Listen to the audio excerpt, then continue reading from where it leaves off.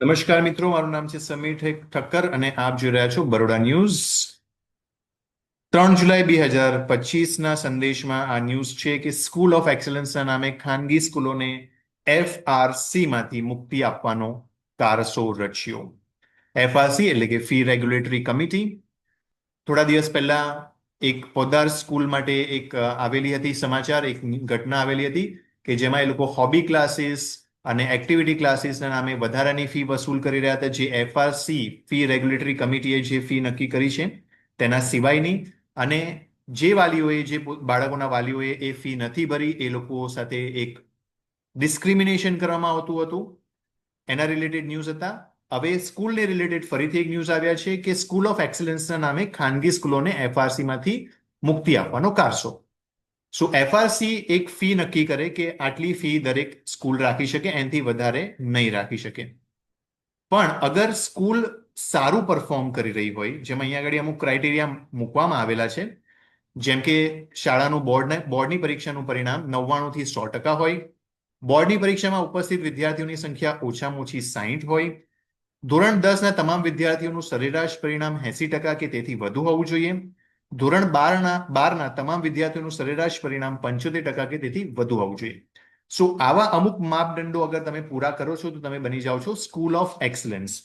અને તમે school of excellence છો તો તમે FRC જે નક્કી કરે તેનાથી વધારે ફી ચાર્જ કરી શકો છો. નાવ અહીંયા એક નરોવા આપી કુંજરોવા આપી જેવી પરિસ્થિતિ છે કે આ પણ સાચું છે અને આ પણ સાચું છે. સમાજવાદ જે છે તે આપણને એવું કહે છે કે આપણે બધી જ સ્કૂલોને સરખી ફીસ રાખવી જોઈએ. એમાં કોઈ ડિસ્ક્રિમિનેશન નહીં કરવું જોઈએ કે આ સ્કૂલની ફી વધારે, પેલી સ્કૂલની ફી ઓછી.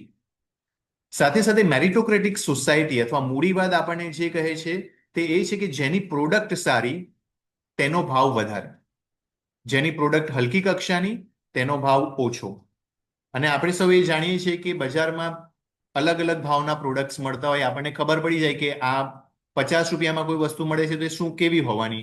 50 રૂપિયાની 100 રૂપિયાની ટી શર્ટ આપણે પહેરીએ તો એક વખત ધોઈને એને ફેંકી દેવાની હોય, કારણ કે 50 રૂપિયાની ટી શર્ટમાં તમને એટલું જ મળે. પણ તમે 500 રૂપિયાનો કે 5000 રૂપિયાના કપડાં લો તો તમે વર્ષો સુધી કદાચ એને પહેરી શકો. Generally this is the perception કે જે સારી વસ્તુ હોય તેનો ભાવ વધારે હોય, અથવા જેનો ભાવ વધારે હોય તે વસ્તુ સારી હોય. મૂડીવાદની આ લાક્ષણિકતા છે. શા માટે સ્કૂલોને આ મૂડીવાદમાંથી બાદ કરવામાં આવે?